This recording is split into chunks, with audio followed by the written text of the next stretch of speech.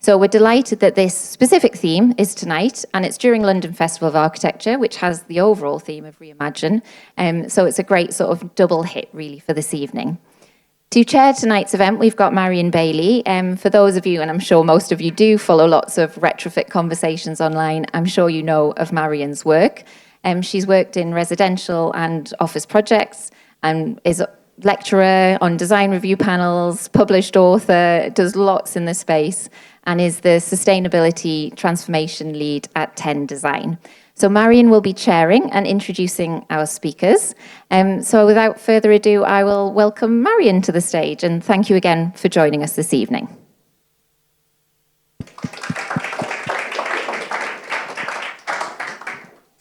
Thank you very much, and thank you for being here today. Last phone being switched off. Yeah, it's really exciting to be talking about commercial retrofits.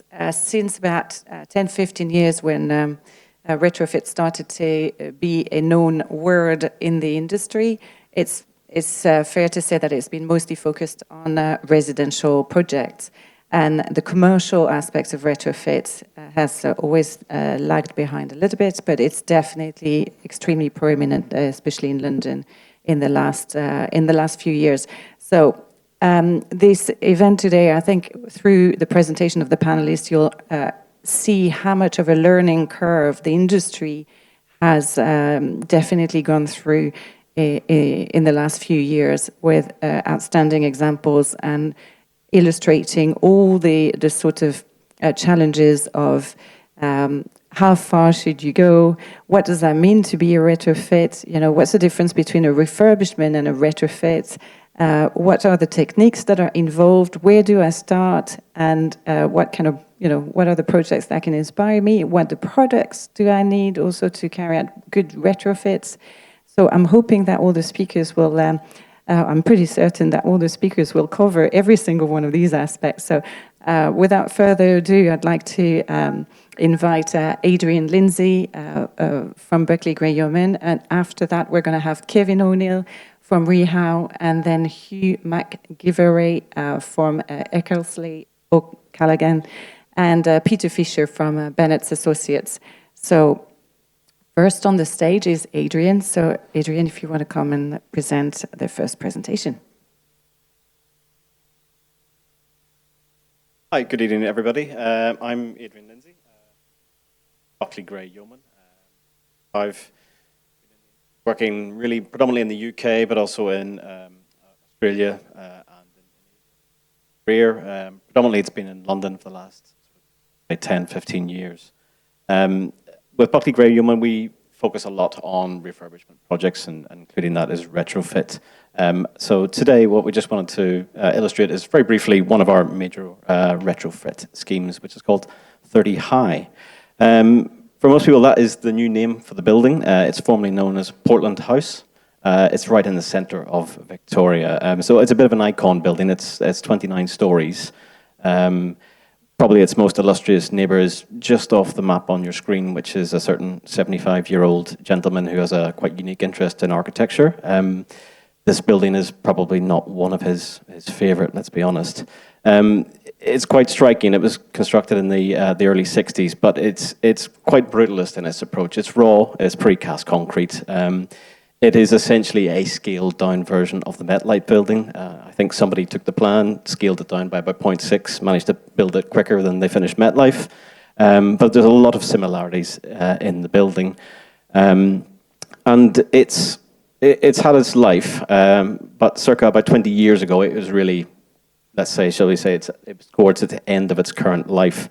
And our clients, Land Securities, have been looking at a way to bring it back to life. They started that journey about 20 years ago. It never really progressed. About 10 years ago, they went through then a series of quite major attempts to think about what the building might be in future.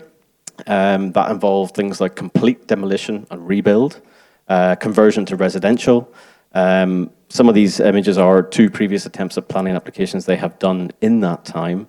Quite significant recladding of the building, also partly refurbishing, but major extension work. All of those essentially were schemes which were carbon heavy, and the very latest scheme on the right was taken almost to tender at about 2019, when they realized that actually this building really didn't align with where the industry was trying to go. So we got involved just 2.5 years ago, and when our approach was really, how could we look at this building? We'd seen where they'd gone in the past. Demolition was not an option. It wasn't viable. Major repositioning where you might extend it significantly and make major alterations. Again, carbon heavy, and there were better ideas to think about. So for us, the image on the right was always refurbishment, and look to make very subtle adaptations to reposition the building, but really work with what the building was giving us and try and bring it back to life. So for that, the key move was really just try and really refurbish and make the existing tower frame perform for another 25, 50 years in its life. Make a very subtle adaptation at the base to extend, to announce the building, and also just look for any little minor opportunities where we could introduce new elements for the building to give a bit more of an impact, essentially, for what would be a building that would be relaunched and remarketed by our client. The major thing of that, though, is the facade, because it's so obvious, and it was in a pretty obvious state of disrepair. So there were a number of works that we undertook to that to really rejuvenate it. But we were working with the state of the existing building. The windows were almost sort of 6 to 8 mil glass, very thin metal frames, very, very windy, very noisy, precast concrete cladding that had no insulation, no backing. So it was performing very, very poorly, and simply wasn't fit in a way to serve a modern tenant office environment, shall we say. So there was a couple of key moves, but I'll focus just on some of the big ones. And the concrete facade itself, there was a litany of defects that began almost within the first 10 years of its completion. And they'd looked at a number of ways to try and address that in very piecemeal fashion before. None of it really worked, and it was done in a very kind of patchwork form that led to a rather unattractive building in the elevation, which doesn't help the public perception of it. So we went through a series of quite exhaustive approaches to try and see how we could actually protect the facade, bring it back to life, recoat it. So one, the physical appearance would actually look much better, would present very well.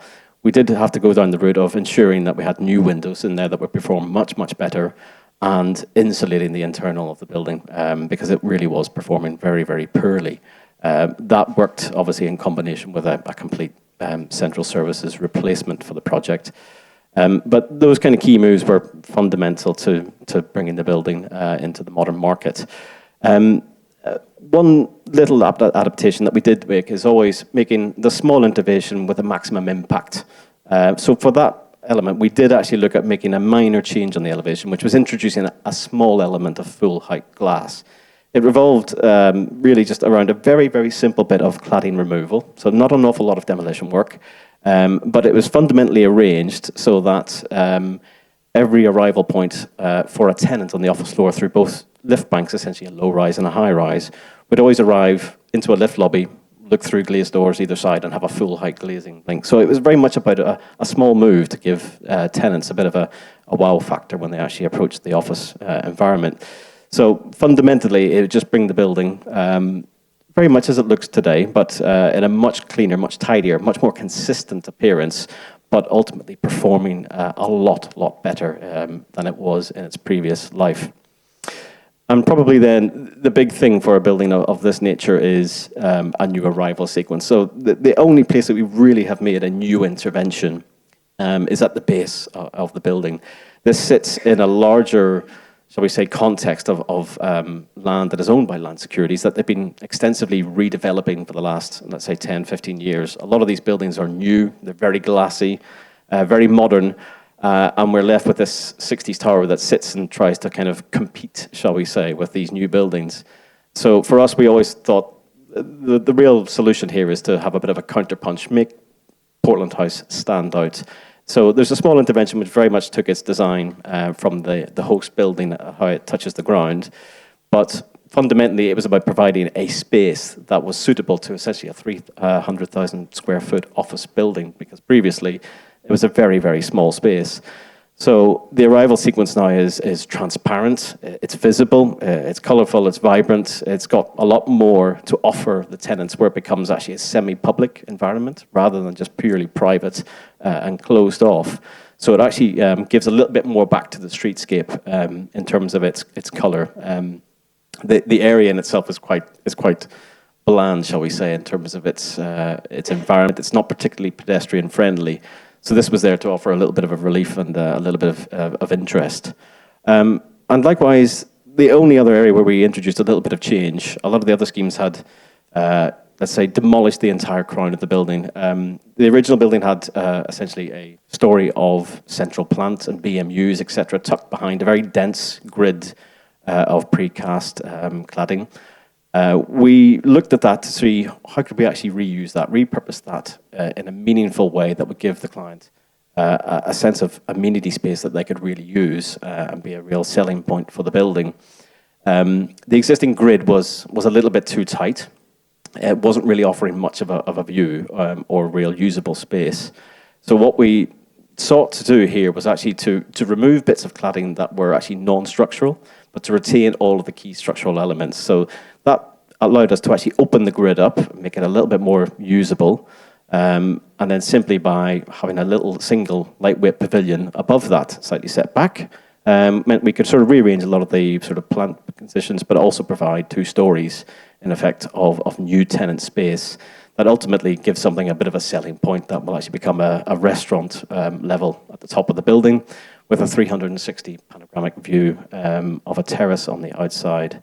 So it's a key point really that, to put this in context, a 30-storey building next to Buckingham Palace will never happen again. It simply won't be allowed. So this was the one opportunity to provide something quite unique in this area of London, which just has unobstructed views, which is fantastic. I think this point will be discussed a bit further as well in the rest of this evening, but obviously it goes without saying that the services in the building were at end of life, largely redundant, and key to not just the architectural elements, but a complete central services replacement is fundamental to making this building perform in its future life for the next 25 years. Obviously here we've got a lot of pressure on where the most, shall we say, lettable space is. The value of space at the top of the building is always great, but it takes a lot of plant to service a building of this scale. So our strategic approach to that was to split the central plant, having a large board inside the basement, which actually served a lot of those kind of retail and intensive spaces at the bottom, but then actually split our central plant into essentially a level 2, and then up near the crown of the building. So it allowed us to kind of shorten the length of our services distribution. It feeds up to the central floors from the bottom, and then also feed down to the middle of the building to try and, again, just as much as possible reduce the inefficiency of services in the building. And some of it also that we did introduce are small areas of louvered elements that actually go into the facade, which were there for potential future tenant use in terms of, I guess, future cooling elements or additional services that they may wish to provide. That, again, in its sense, is potentially a bit of a net loss to the client, potentially. But strategically, again, that reduces the length of services that are supplying a lot of the space. So some of those key moves were sort of slightly detrimental, you would argue, maybe from the commercial perspective, but thinking about how services should be doing. And there are ways you could go further, arguably on-floor services in another approach. But I think this is the sort of compromise solution that we'd focused on. I think a big thing with this building, which informed a lot of the key targets, which I'll touch on at the very end of the presentation, is the building. It's quite a unique form. The key thing here is that the efficiency of a floor plate is actually quite low. It's in the high 60s, very low 70s, which is not really aligned to the market expectations of a gross to net, as you would expect. Quite often what you'd be pushed towards from a client's brief, perhaps, is to try and maximize net area on a floor, look to reconfigure the cores as much as possible. But the existing building gave us some clues, shall we say, in terms of constraint, that essentially meant that we worked and kept all of the existing lift shafts within the building. We kept and reused all of the existing staircases, all of the existing risers. There are large wedge shapes at each end of the building. So we've actually had to do very, very limited structural intervention on each floor. We've used as much of the existing holes as possible. And the structural constraint give us a good steer in that. Obviously, I can't take all the credit for that. That was very helpful in terms of what we could and couldn't do. But it plays a huge part in the carbon story at the end of the building by reusing as much as possible. The occupancy is about 1 in 10. That's probably becoming more common, shall we say, post-COVID, in terms of where some of the clients would expect their buildings to be. They did want more. We did investigate all of those through the design stages. We showed the impacts of it, the structural intervention, the costs. But when we weighed all of that up, and looked at the carbon figures, it didn't meet the targets. So the client has agreed and come on the journey with us to actually to minimise the impact on the building. And part of that is also then thinking of it's an existing building. The floor to soffit is only about 2.8. That's before services. So we've really had to design a very simple services solution on a given office floor, which involves essentially a racetrack of services that go around the core. Now that means you've got a clear height of about 2.3 under a floor, under the main ducts and supply, and about 2.6 to a light. And again, that's quite a deviance from where people like Landsec as a client would normally have their developments. It's a very different approach for them to having a quite simple stripped out system with perimeter services and low points under ducts. So this is not a product they're very familiar with. It doesn't really align to a lot of their portfolio of work. It's taken a lot of convincing to agree with them that that's how the best approach really is. So to summarize, really, I think the key thing for us on this project was really about retention and refurbishment, i.e. less is more. And where we did make those interventions, they were very, very targeted to have the maximum impact so that we could really sort of reposition this building in a unique way. And as you can see, essentially what we are doing in combination with the services and the rest of the design team is we are on target for NABER's 5-star for this building. Our embodied carbon targets are about 360 for this project, which undercuts Landsec's portfolio by, I think it's at least 150 or 200 of any of their other projects currently. And the big thing I think for us in terms of this was, the challenge was always about selling this product for Landsec and for their agents, because it varies greatly from what they would normally have. So I think for them, bringing them onto that journey to understand it helps to start to change their mind and their attitudes and their agents, hopefully, because that's fundamentally the real way we need to go in future to bring that forward. So I think with that, thank you.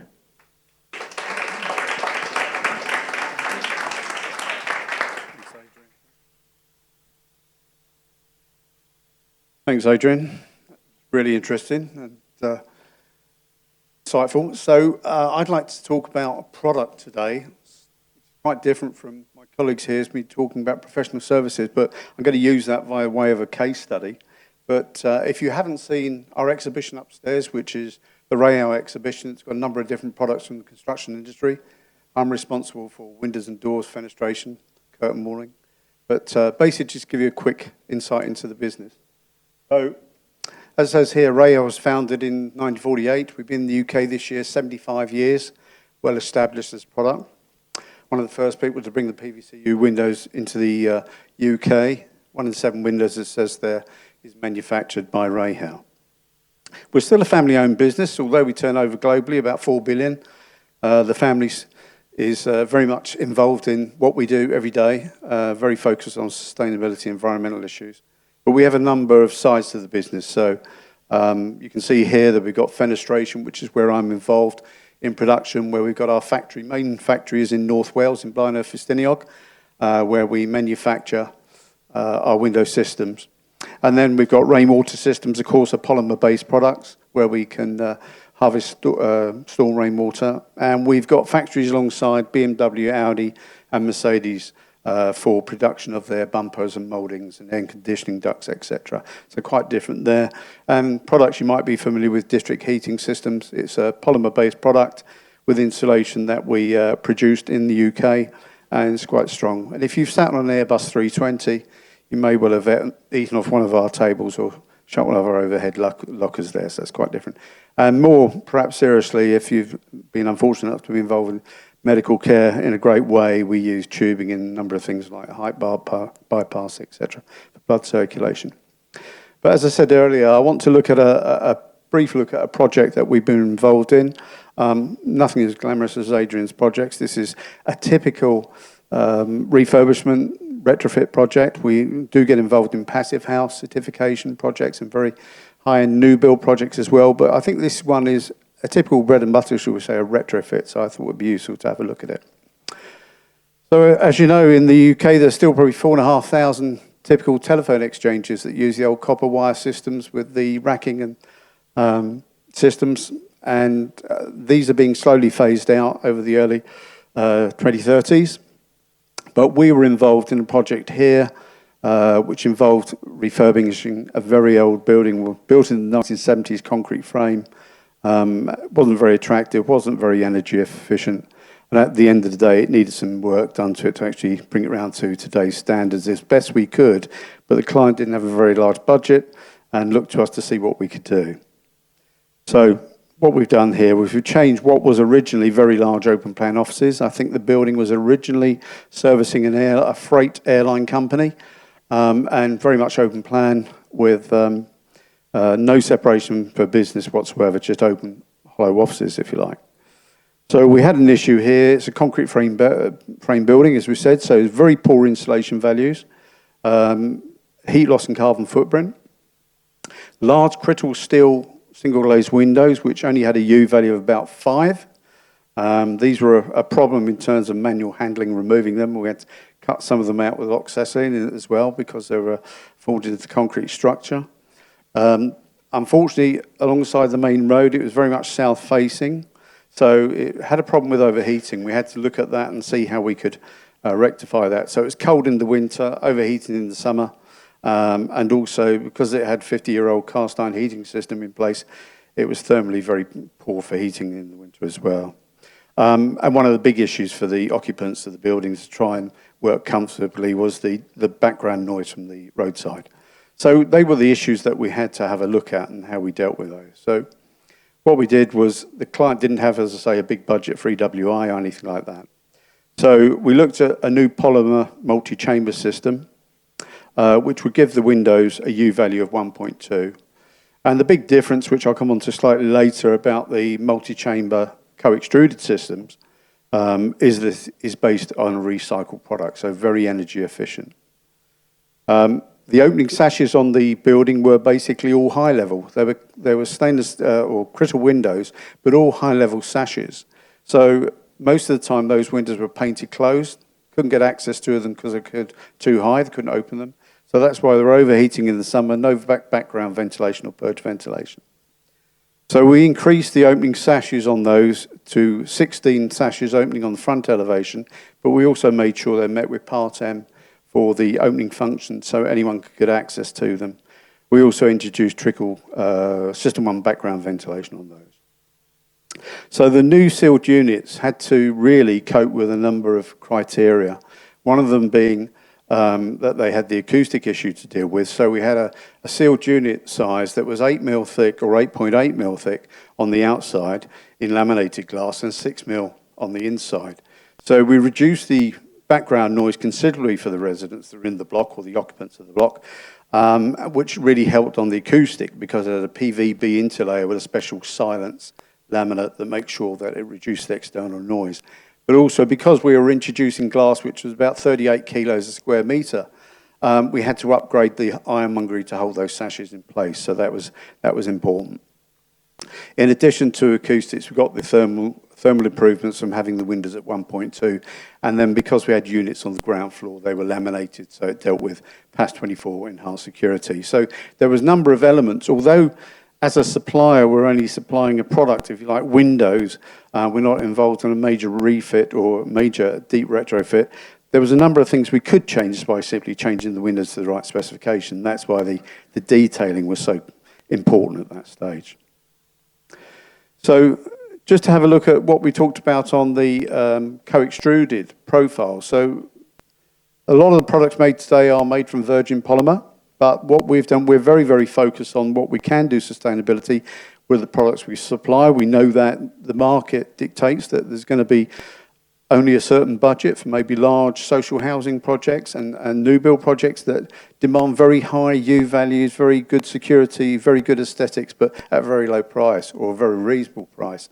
So what we do to make sure that we can try and contribute to that in terms of sustainability is that we encourage our specifiers to specify that their first generation windows they're taking out that may be installed in the 70s or 80s are actually go back into the recycling process. So some years ago, about 5 years ago, we invested tens of millions of pounds on a recycling plant in the Midlands. That means that when the windows come out from a project, they are actually brought back to our central recycling depot in the Midlands. They go through quite a detailed recycling process, and we take that recycled material and we recycle that as the central core of the window.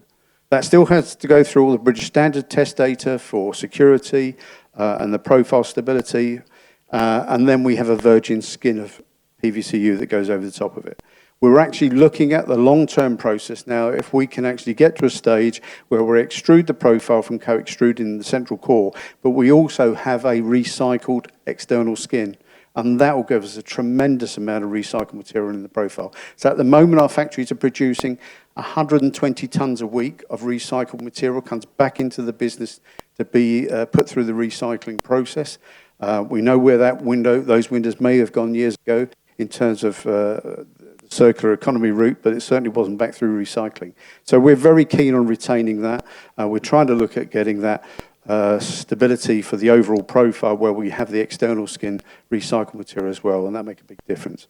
And the final thing that we've introduced with a lot of housing associations and local authorities that are very interested, some have already signed up to it, is Windows ID. And what Windows ID does there, as you can see on the actual profile, it's a barcode, it's also a QR code or an individual number. What this does, at the manufacturing stage of the window, it allows the manufacturer to detail on the whole specification of that window. So the size of the glass, the specification of the glass, the hinges, sizes, handles, the reinforcing criteria, the thermal performance, centre pane value of the window, and it records that information and it puts it onto that label at final inspection stage. What that allows a local authority or a housing association or a maintenance department to do is to scan that QR code, take that information and basically order that material without having to visit the site. So the customer can actually use a smartphone, scan the QR code, send that information into the local authority and ask their engineer to deliver that sealed unit to that specification.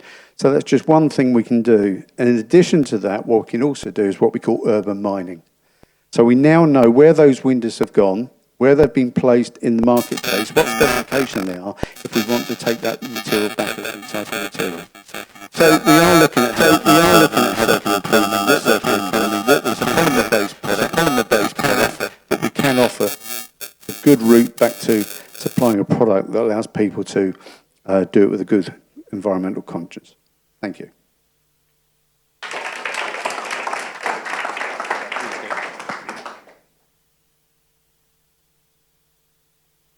Hi everyone, I'm Hugh McGilveray, Director in Façade Engineering and in our London office of Eckersley O'Callaghan. I've got quite a few slides, so I'll rattle through them, so do bear with me. Am I too close, too far? Too far. Hierarchy of intervention. EOC are assisting the Centre for Windows and Cladding Technology, the CWCT, in writing a guide to sustainable façade refurbishment. We felt there was a bit of a lack of guidance in the industry on how to navigate retrofit, particularly in facades. So what I'm going to do is just briefly introduce you to some of the contents of that guide and then try and take you on a bit of a case study whistle-stop tour. Very quickly, EOC, we're a global SME engineering firm. We do structural engineering and facade engineering. We've got a lot of presence, but our headquarters is here in London. We've got 110 or so in London. And we found that the body of our work used to be new build, used to be very flashy, glassy sort of work. More recently, it's got more and more focused on retrofit, particularly in London and in the UK market. So that ranges from some flashy commercial buildings, but also more on the heritage and conservation stock. So the CWCT Guide to Facade Refurbishment that should come out soon, what that aims to do is to to map against the REBA stages what one should do as a facade professional or an architect to successfully navigate a facade refurbishment and get a sustainable outcome. I won't go through all this, but generally it involves a lot more early engagement, as everyone knows. And the guide plans to take through surveys, through who to engage, and the sort of analysis one should do to navigate.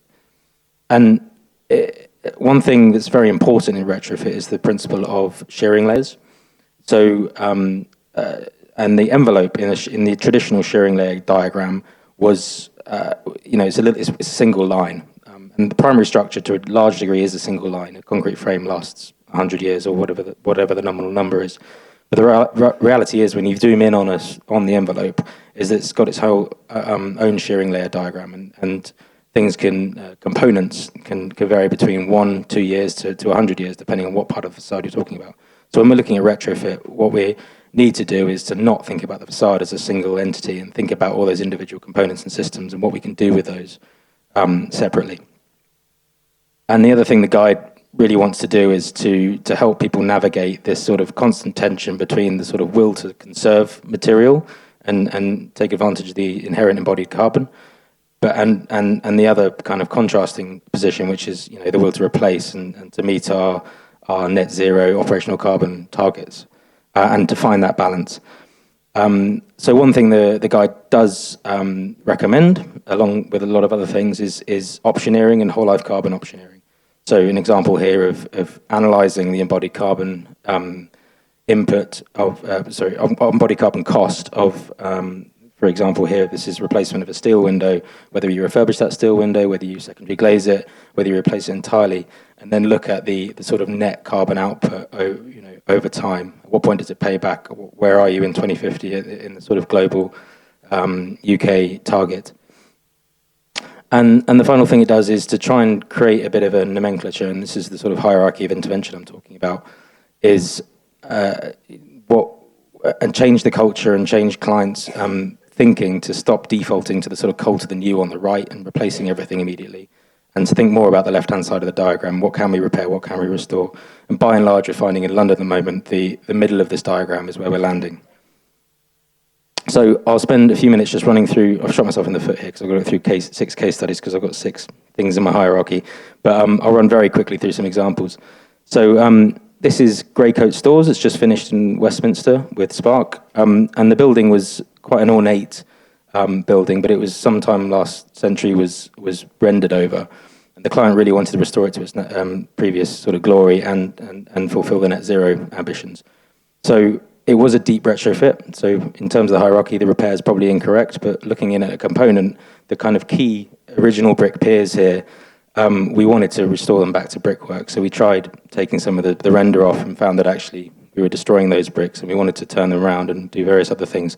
The reality was we had to sort of peel back a skin of brick because of that render intervention and put back a new brick that tied in with the new building.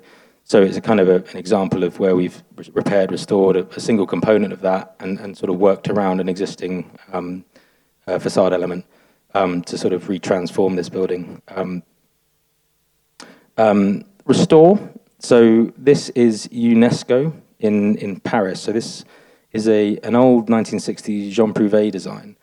And the client brief here was very much driven by conservation and by planning. They just wanted a much more sustainable building, but they didn't want to change the appearance of the facade at all. So the options here were, do we just take the facade off, create some new pressings, create some new flashings to mimic exactly how it looks, or should we investigate actually reusing the whole facade as much as we possibly could? And it was really interesting because Jean Prouvé as a designer was really very good case study for design for disassembly, and we did some benchmark disassembly of these facade panels and found actually we could take them apart. They were designed in such a way that they could be unbolted. So we took the whole building apart, took it off site, and we were able to salvage all the aluminium on the outside of the building, and in a factory, in a sort of DFMA approach, re-anodize, refinish those aluminium panels, mount them back onto a large format timber unitized SIPS panel, and then recrane them back onto site, which you can see on the right there. So here's some of the panels being sort of taken away, and you can see the finished product. You wouldn't be able to tell the building's been touched, but there's new double glazing and a completely inherent thermal line at the back there. It's a really nice case study in circularity actually being realised and reusing and restoring an existing building and completely transforming the performance. Renovation, I'll bristle through this one. Again, on a component level, we're looking at the IBM building, which is in construction at the moment down the South Bank. And a key part of this was to try and restore and retain these bushwhacked kind of concrete spandrel elements. What we've actually done there is chop those off. We wanted to improve the thermal performance and get thermal breaks behind them, so we've managed to chop them off and then recast them into the new sort of slab extensions to allow us to wrap the thermal line around there and then clean them up. So we've kind of not really changing the appearance of the building, but managing to retain and enhance the performance of the precast facade by removing and then putting back again. Retrofit, and this reminded me a little bit of the Portland House one, but far less glamorous. This is Henry Wood House at the top of Regent Street, and this was an example of the client Derwent coming to us with a problem and saying there's tiles falling off our building. So this was a retrofit being driven by the fact that this thing from the 60s was covered in little mosaics that were beginning to ping off the building and fall into the street. So it was very much a function-driven response where we went and analysed the building, put a crash deck in with the scaffolding, and then spoke to Derwent and said, well, let's get an architect in and let's make the opportunity here. We're going to have to scaffold the building. Let's do what we can. Interestingly, though, it was a tenanted building. We had to keep it occupied, so we were kind of limited in what we could do. But yeah, we still managed to replace all the windows, over-render in a similar fashion to Portland House, over-render and make the facades safe for these mosaics, and completely transform the sustainability criteria of that building. Remodel. This one is called One Exchange Square with Fletcher Priest on Bishopsgate, and it's a very good example of where everything in orange here is facades that we're retaining. So we've gone to site early, assessed the performance of the existing facade, realised that it's not going to perform, but we wanted to keep as much of it as we possibly could. So we've added insulation. We're adapting and remodelling all the existing facade frames to take more glazing weight, so we can use double glazing, and getting a very sustainable outcome on that. And I'll whistle through. Final one, just again, another circularity example, which is quite interesting, is London Wall, which is the old Deutsche Bank headquarters. There we're doing a huge amount of extension, very deep retrofit and extension. The existing stone facades, we're taking some of them away, and we're extending and doing a lot of new stone facades elsewhere on the building. So much like Kevin mentioned about urban mining, we've mapped out all the existing stone that's going to be removed off the building, and we're going to use as much of that stone as possible in the new design by reshaping and cataloguing that, taking it down and putting it back on the new aspects of the facade. And I won't dwell on replacement. That's the sort of default that clients have gone to for a long time. We've done a lot of them. This is a low-carbon one, which isn't 75 London Wall. This is 70 Wilson Street with Stanhope and the Low Carbon Alliance, Low Carbon Trust, I think. And yeah, we finished it in 2017, I think, so before the climate emergency, but it was taking what was a very outdated facade that was at the end of its life. And this is, I think, where it's acceptable to start replacing facades, where it is really, there's not much left going in this facade, in which case we took the decision to replace it entirely. And yeah, that was a whistle-stop tour through all the different options you have at your disposal.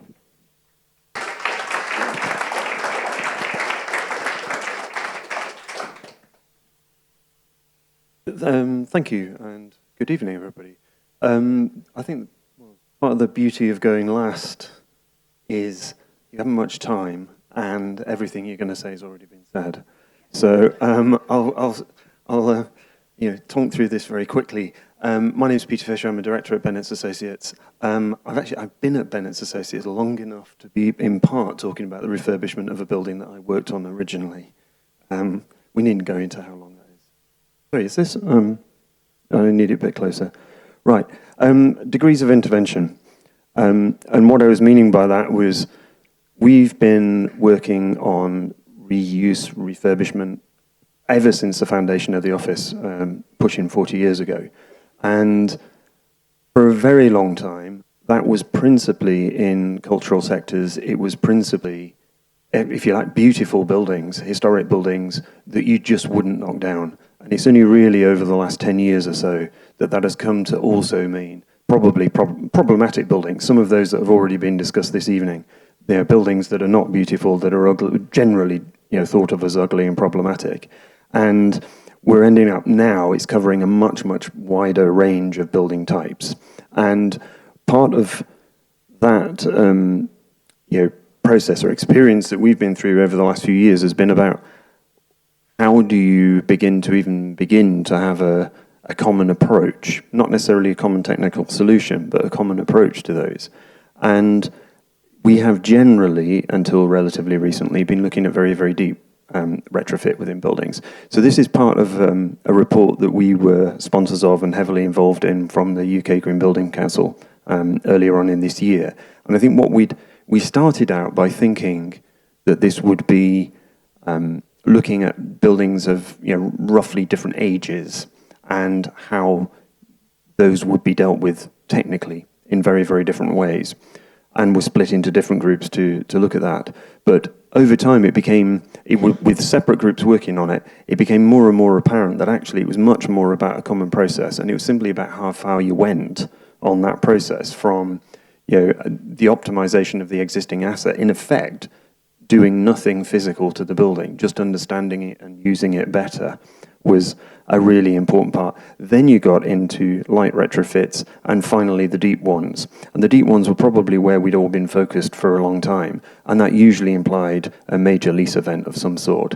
And often there was nothing happening until the deep retrofit was happening. You were waiting, and then doing everything. Actually, particularly with universities and major portfolio holders, there's a lot more bang for your buck in optimizing all of your portfolio than there is in doing a deep retrofit to a small part of it.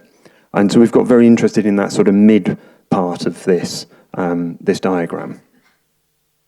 And I'm just going to go through a couple of smaller projects, or not smaller projects, smaller case studies of projects before focusing principally on another Landsec project. That, as I said, I worked on a long time ago. The first one of these is the Edinburgh Futures Institute in Edinburgh, a former hospital, baronial style, late 19th century hospital, isolation hospital that's been converted into a data and social sciences institute looking at the world's great problems coming out of the informatics building that we've done quite a lot of work for in Edinburgh. Now this is taking a Grade A, Grade 1 equivalent in England, listed building. It is obviously the sort of building that you would not knock down under any circumstances, or you would struggle greatly to achieve that. There's a series of interventions within that, but the majority of the building, we've worked extraordinarily hard to look like we've done nothing. And that involves a lot of fabric upgrades to buildings like this. In no place does it look like there are fabric upgrades to it, and that's part of the challenge. But buildings like this are still very much site-based, craft-based. This is about increasingly middle-aged blokes screwing stuff, nailing stuff together on site, and that doesn't feel like that is the future. I think we need a lot more work on this sort of building and how can we do it in a quicker and more off-site way. Then we come on to, and this is increasingly becoming part of our bread and butter really, which is the repositioning, the extension. We're finding a real sweet spot is the use of full timber in extending buildings, but quite a lot of these are now remain in occupation. And that's driving us down very, very interesting routes, I think, particularly with heavily decentralized services, and that allowing us to upgrade buildings incrementally as we go. And that's always been the real problem for having to close buildings down entirely and then go through a major refurbishment of a building rather than being able to do it incrementally. And certainly with centralized services, that has always been a big, big problem.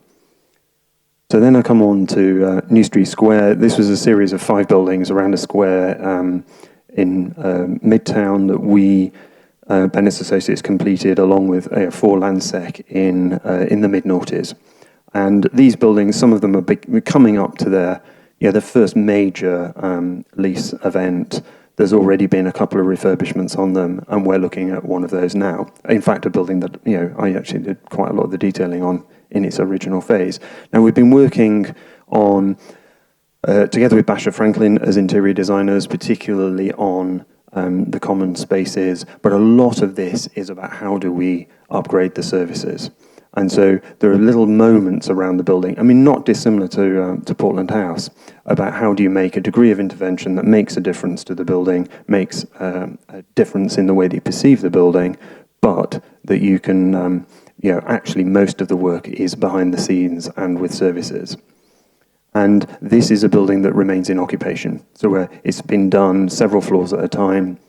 Not all of the tenants are moving out. Some of them are moving out, then moving back in. And a big part of this was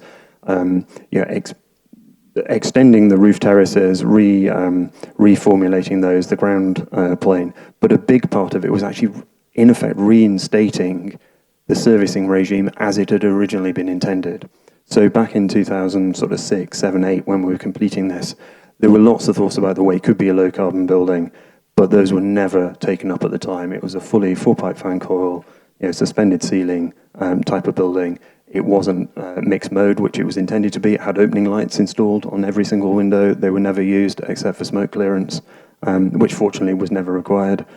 And so what we've been doing on this, a lot of it has been about how do we strip back the existing condition as we found it. It's a flat slab concrete building, as said, with suspended ceilings. This was a condition that we had, and then we looked at a series, there's a whole sequence of these that I'm not going to go through, fortunately, for how we upgrade that. And we were looking at ones that retained a sealed facade, and in effect just replace the centralized services, replace some of the terminal units, and stripped out the ceilings.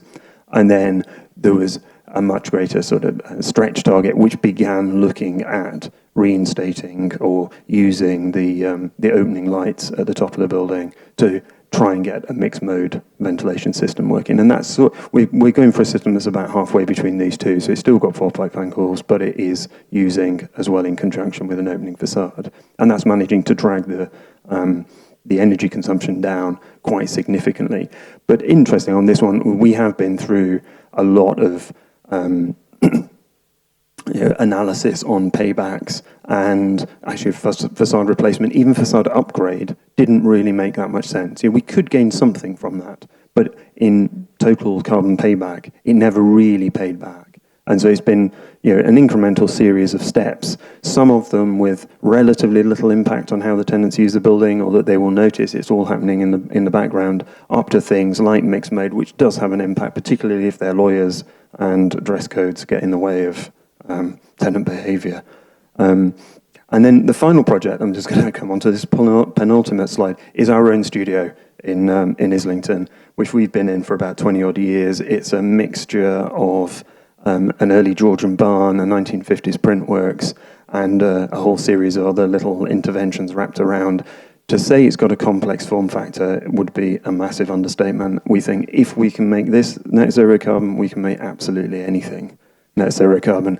Quite how far along that journey we'll get, we don't know. But we've got quite a detailed roadmap, and in a way, ending on a graph is probably not the best place for an architect, but that is where we are ending. And what it's showing this as an interesting sequence for us is actually the significance of controls, the significance of simply moving from gas boilers, as we have them, to air source heat pumps. That's the really big thing. And the fabric upgrades that we can make are actually relatively minimal. Now, this has been quite challenging for us to go through that, to think that the best stuff we can really do to our own studio is get somebody else to specify controls and an air source heat pump. But that is partly how we're getting down to that level. So some levels, it's almost slightly disappointing for us how little the fabric upgrades make to that, and they're quite interventionist. They're very expensive, whereas some of the kit being put into the building can help us much further along that route. So if there's one thing to take away from that, it's that there are degrees of intervention across buildings, and how do we get the best carbon reductions that we can. And that is the final one.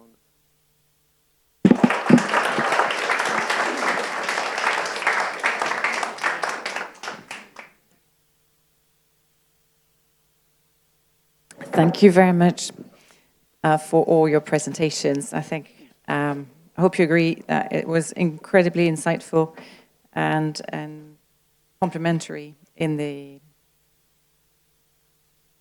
way that they've covered the topic of commercial retrofits and what the stories. So before we go to the floor with questions, I was wondering if perhaps one of you, maybe Hugh, would like to explain a little bit. How do you think, the move from just a normal refurbishment and repositioning to retrofit has changed the way that we work together as an industry on a project, as a design team?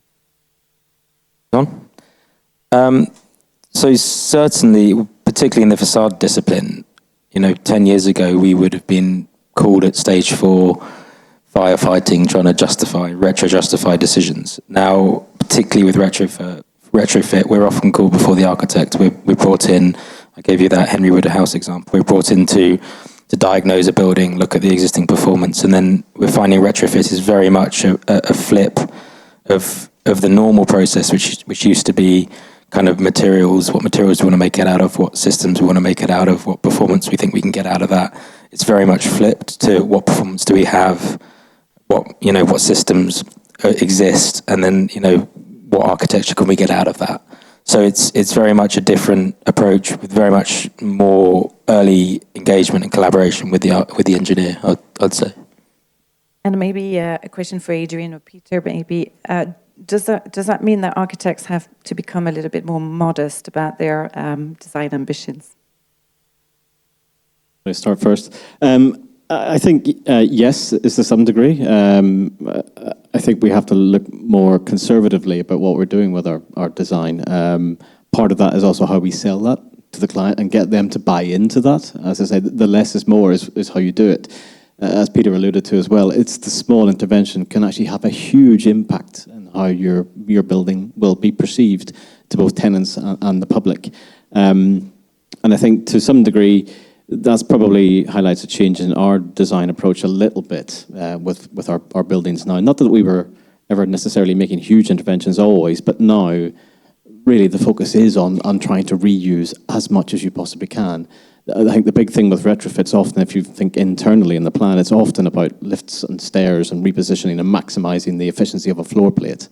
Now we try to limit that kind of amount of intervention because it always involves huge structural complexity, which is just carbon intensive, and yes, it comes with costs. But now I think a lot of those interventions typically will actually focus more on bringing the building up to maybe a fire standard, where you're looking at new lifts. Ideally, there's just something to do with a fire lift or an evacuation lift. Try and reuse as much of the bones of the building that you possibly have. And I think with facades, it is the same. It's try to think more cleverly about how you can make a building look pretty, to sort of say it in one sense, or certainly reposition how it looks without making fundamental change. We all know glass buildings are a thing of the past. We have to think more cleverly about how we reuse some of the material that's there. Try and upgrade it as best we can. As you had that great case study, which I've seen from some of his colleagues before, about that, the project in Paris, about actually really refurbishing the entire system, is a great example of thinking, I think, on our part, certainly more cleverly, and with the help of more specialists as well, rather than us just, as you could have alluded to, forging ahead and then trying to re-engineer the system to tick all the boxes. So it has certainly changed our attitudes in terms of how we approach design. Peter, do you want to? I think most of what I would say would be largely repetition, but I think it does come down to what does modesty mean, what does creativity mean, and in a way I think it's more interesting. The constraints are part of what is making architecture more interesting. And so I think the tabula rasa is probably a much easier place to be. Now, that's not quite modesty, but I think it's more difficult to do, and that makes it more interesting. I think we can, there's a lot to say about, the creativity piece. And I think you're quite right that perhaps the new sexy architecture is the one that starts from a constraint of a building as opposed to the constraint of a site and its context. It's actually taking into account much more of the existing urban environment as a whole. Maybe just towards Kevin, I was really impressed about your approach to circularity and the way that it seems to have changed your business.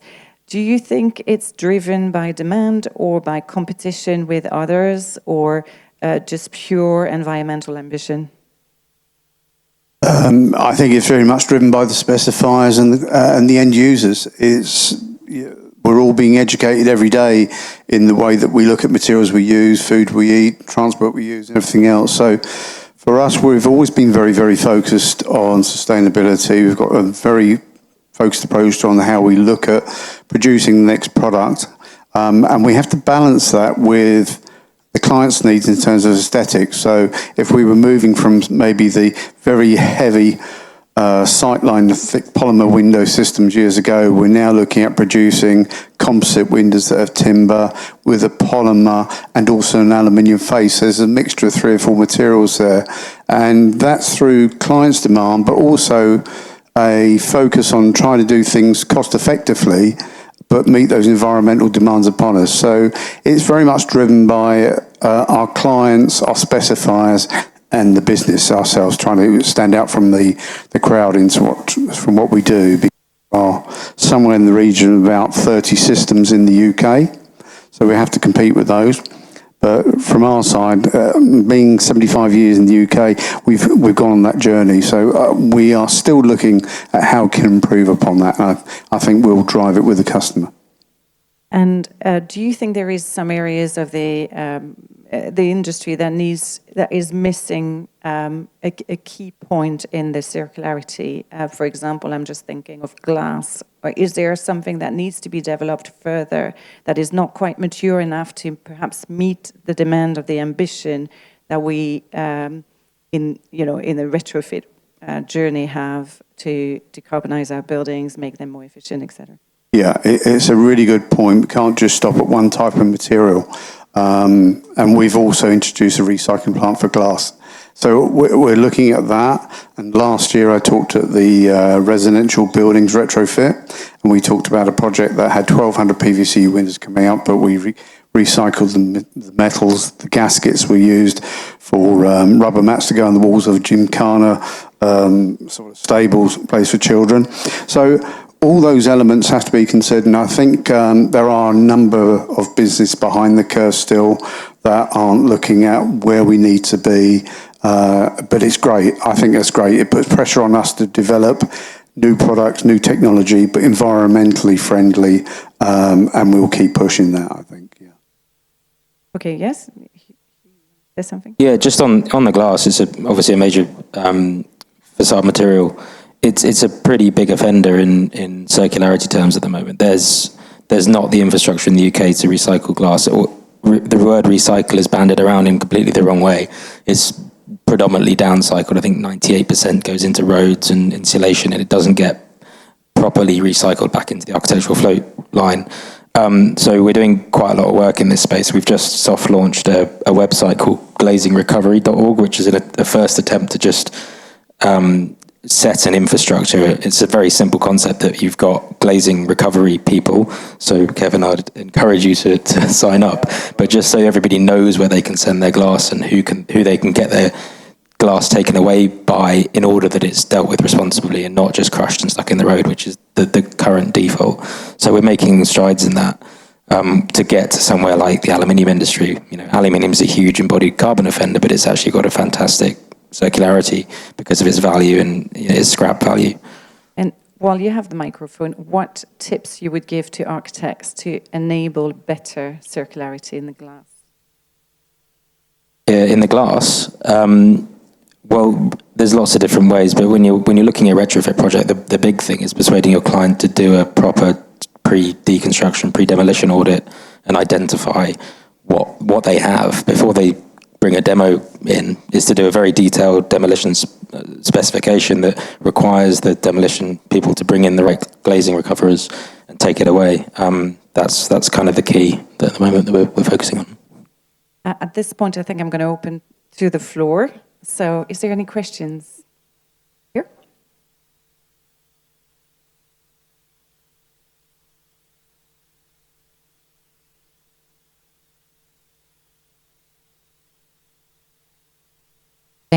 Hello, I think. Hello. Okay, this is Pallavi. I've just flown down from India. I work for a company called Godrej. We're into commercial buildings. We develop them. So my question is that usually we are looking at a high VLT glass in our buildings, and these are buildings which are being constructed in India where the sun is very strong. But most of the high VLT glass is a certain percentage of SHGC. There's a correlation between the two. Okay, and depending on where we are building, while we prefer a high VLT glass, in order to have the right SHGC coefficient, we are having to go lower on the VLT. Can you help us with, if we want to have a high VLT, but at the same time have the right kind of SHGC to prevent the glare, what is it that we should be looking for? That's one of my questions. And the other one is the floor plate that Adrian showed us seemed to have columns on the facade. I wanted to know, in the UK in general, do you have a preference for exposing the columns on the facade right now as we stand at the moment in architecture, or there's a preference for pushing the columns behind so that you can have a continuous glass facade? So I think the revolution we've had in the last 5-10 years in the UK is that we don't do glass buildings anymore. The glazing ratio has gone from 90-100% on some buildings to an average of 45%. So we're just using a lot less glass. And as the glass specialist in the industry, that's been a challenge for us because we got very good at glass buildings and now we've redefined our place. But so reducing the amount of glass is how we're doing it in the UK. I can't remember the last fully glass building I saw go into planning. They don't happen. And the other thing is to use intelligent coatings and use shading systems. So yeah, you can get the selectivity of the glass is pretty good nowadays in some of the coating lines. So you can get a 70% light transmission for a 30% G value roughly nowadays in some of the coatings. Yeah, I would probably just echo Hugh's point there as well. On the Portland one example there, the columns are in the facade, but they are actually still inboard. So the cladding is still going past. But for us, yes, typically if there's a structural grid that's adjacent to the facade, that is the point where we'll always have it as solid anyway. Portland House is less than 40% glazed. It looks quite glassy, but it's actually a punch window building, which is quite unique for a building of that kind of size and scale. But certainly, yeah, it's just to echo that point is the structure is there, and that's just going to be part of the solid element. It's the glass has just got to be really focused now in terms of where we actually do it. The column is always a point that we want to protect and make sure there's no loss of heat or transfer or any kind of cold bridging. So if it's coming in board, it's really just to protect the structure and limit the actual, really make the thermal envelope as integral as possible. I might just say that the exception to that rule is the CCF facades you see in the city, which are double skin, so it looks like an all-glass building, but set back from that is the inner skin, which is typically 50-60% glazed, and that cavity's got internal shading, and it's an intelligent approach to getting a glass architecture, but it's not an all-glass building at the end of the day. Any other questions?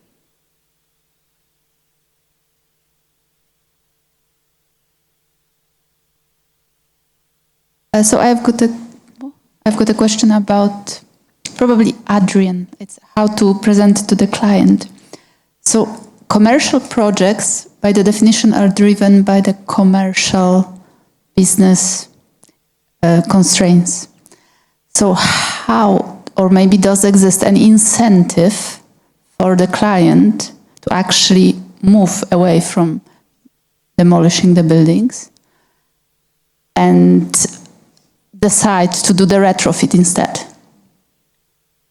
I think there may be a multitude of answers to that particular question. In that particular case study, one of the easy commercial answers to that, which I alluded to, is that if they demolish that building today or any time in the last 15 years, they will never get to build a building taller than 15 stories.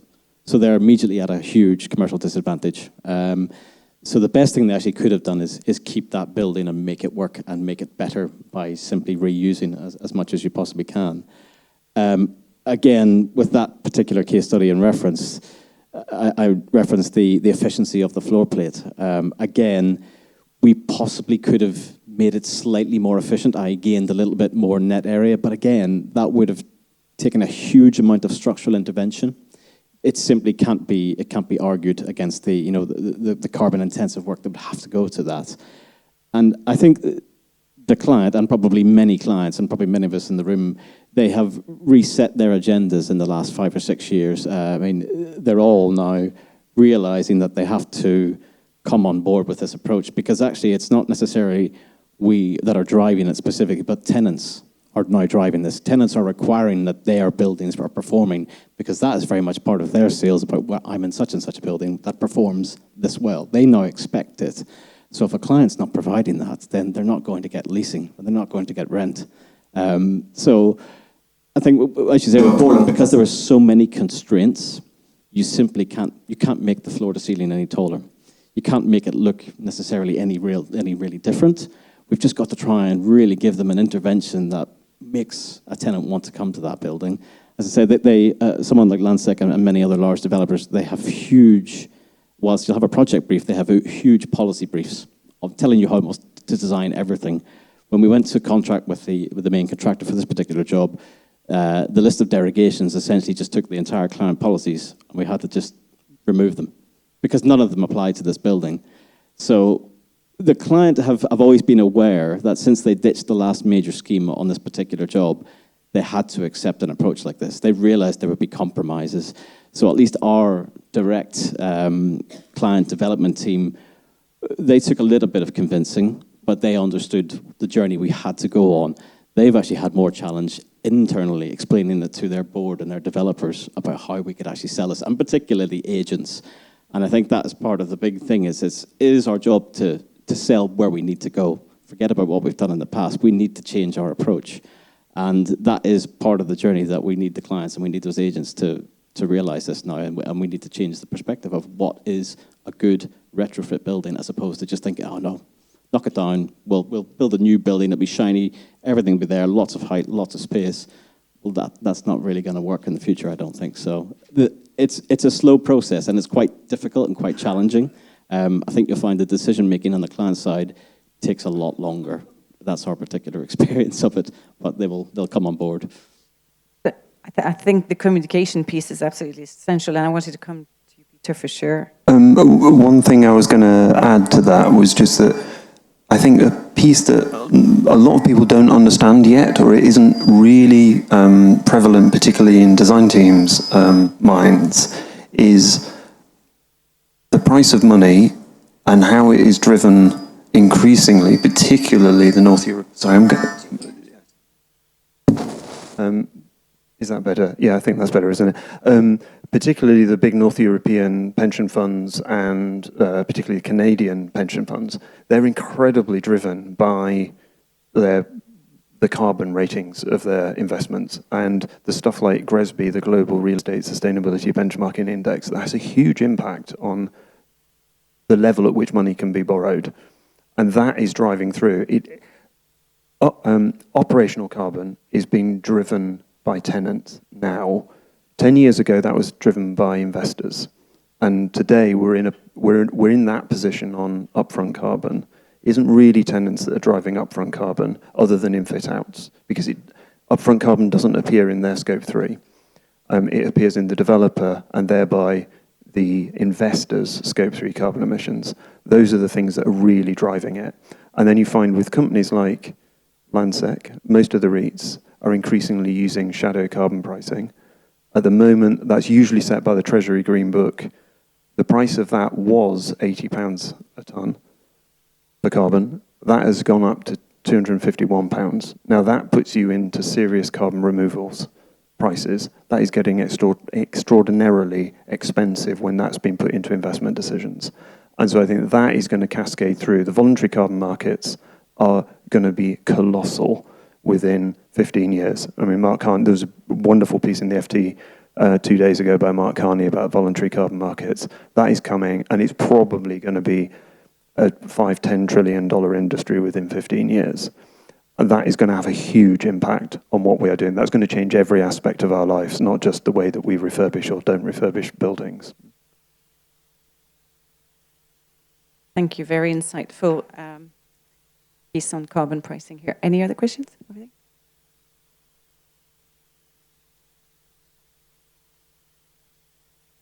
Thank you. I've got a question that's quite open-ended. So when we're talking about retrofitting buildings from specific decades, for instance, they tend to have, specific features that just haven't aged well. Like one example would be steel frame crittle windows that they don't really provide the level of thermal comfort that we'd expect now, and that's something that's just quite commonly replaced. So my question is, when retrofitting, are there any products or design solutions that are quite commonly used now in the field that you can see being quite problematic a good few decades on? Is there anyone in particular you're addressing it to? Not really, because as I said, it is a very open-ended question. I know it's very, very hard to predict, okay, how is this going to perform, let's say, 30, 40 years later, but I just think it's an interesting thing to consider in terms of the longevity of a project. In longevity terms, I think that shearing layer diagram I put up, and just understanding and not boxing in or creating a service life chain is the main kind of thing we focus in facades. It's all good having a 100-year brick facing, but if you've got an EPDM directly behind that that's going to fail after 25 years and you have to remove the brick, then that doesn't make any sense. So having a very thought through maintenance plan and not boxing in any kind of lower life elements in your designs is kind of very, very important. From a circularity perspective, again, taking inspiration from that Privé design, designing something that you can take apart again is still fundamental. We're doing a lot of casting brick into concrete and rethinking kind of brick facing and all those sort of composite materials where you're kind of inherently combining something that in 100 years' time we'll probably have to crush up and stick under the foundations. That's probably a lesser offender, but there's lots of composite products out there that have very poor circularity kind of futures. I think I was just going to build on that, the point about composite materials. I guess in many cases we don't know what materials or solutions are going to be a problem further down the line, but you can probably guarantee they'll be composite in nature. The less composite something is, and when you're working with particularly historic buildings, generally, when they're materials that you can understand and reuse, on site they are much, much easier to deal with. So I think that it is going to be non-composite stuff that you can take apart. Does anybody want to talk about perhaps material passports? Kevin? Passports? For example, being able to identify the materials that have been used for a retrofit. So I think that was one of the areas that drove us to do the Windows ID. If you've got a building, as Hugh was saying, that you have to take it apart to get to the product afterwards, that's bad enough. But if you know where it is to start with and what specification it was, then you've got a pretty good chance of understanding what you can do to get rid of that if you need to get rid of it and replace it. As a polymer, it's recyclable, but there are other materials out there, as Hugh said, that have got very good recyclable aluminium. Process is very good. Some of the timber that comes out now is very difficult to move on. So from us, if we can identify what we manufacture, if we can identify who manufactures and where it has gone, then we're halfway down that line. Because I think in 20 years' time, materials will have moved on so well compared to where they are today. And one of the reasons that we've got a new product upstairs, if you get a chance to see it, called an Artivo window. It's a polymer window. It's all recyclable, but what we have done is introduce into the centre core a foil that is again recyclable. But by just introducing that, we've got the window U value down to 0.8. So it's making sure that the materials you fabricate a product from these days is going to be able to be reused, but also perhaps put some policing in place to understand where it's gone and who made it. So that's partway where we are. To reiterate that, when we're poring over records and looking at all these terrible as-built drawings and O&M manuals, trying to decipher what we've got in our kind of existing building stock, it does make you really value the effort we're putting into digital twins and the kind of proper O&M and as-built information, so that in 40 years, 50 years' time, we can very quickly make decisions about the buildings we're designing currently, because at the moment it's a very protracted and painful process to try and work out what we have in our 60s building stock, for example. Any other questions? I have a question for the panel, and maybe it's one for Peter, but it's about the guidance and what kind of guidance, you've worked on the UK Green Building Council commercial retrofit guide, and I think that, this is kind of an instrumental piece in our upskilling as a sector.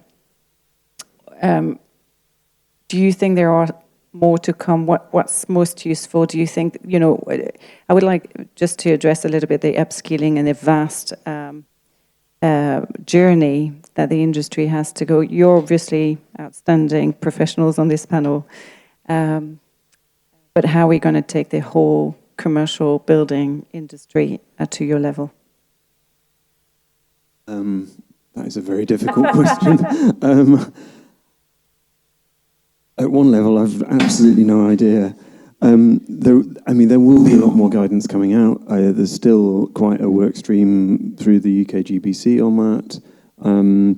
I think one of the big problems we've got at the moment is the skill sets of actual individuals on sites doing it. It's much more involved. We've definitely got an industry-wide problem with the cost of finishes and the labour involved in finishes, and at the moment that is still incredibly labour-intensive. And I made a point about, when I was talking about the Edinburgh Futures Institute, we kind of have to find a way of making improvements to buildings like that less craft-based, which implies more off-site manufacture, albeit there is almost an inherent contradiction with the point about non-composite things, because almost everything that's made off-site is composite in some way. So finding ways of balancing that, I think, are going to be really key. Adrian, do you agree? I was really going to just agree with Peter and highlight to develop the skill. Well, one example, particularly with retrofit with an existing building, is what you find is nothing is ever the same dimension anywhere. Between any floor, across the same floor, 10 floors up, for example. Just as a reference point, that building, Portland House, is actually leaning. So it leans 150 millimeters out from top to bottom, and then it sways an additional plus 90 millimeters in the wind. Everything is bowed. There's not a single straight line, and it's impossible to do setting out at the minute, and it's incredibly challenging.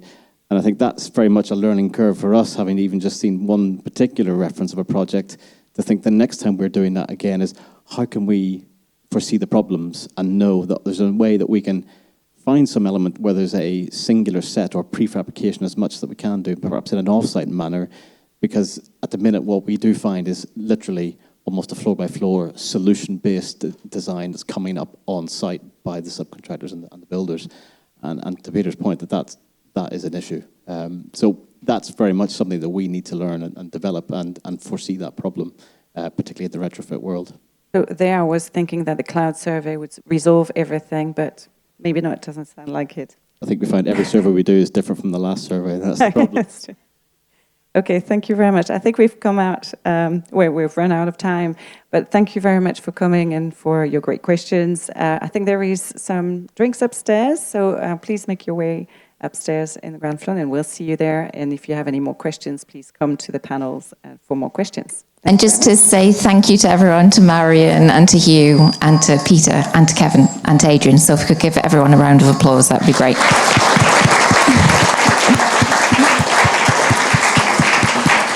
And please don't stop them for your questions down here. They are going to go upstairs so that you talk upstairs.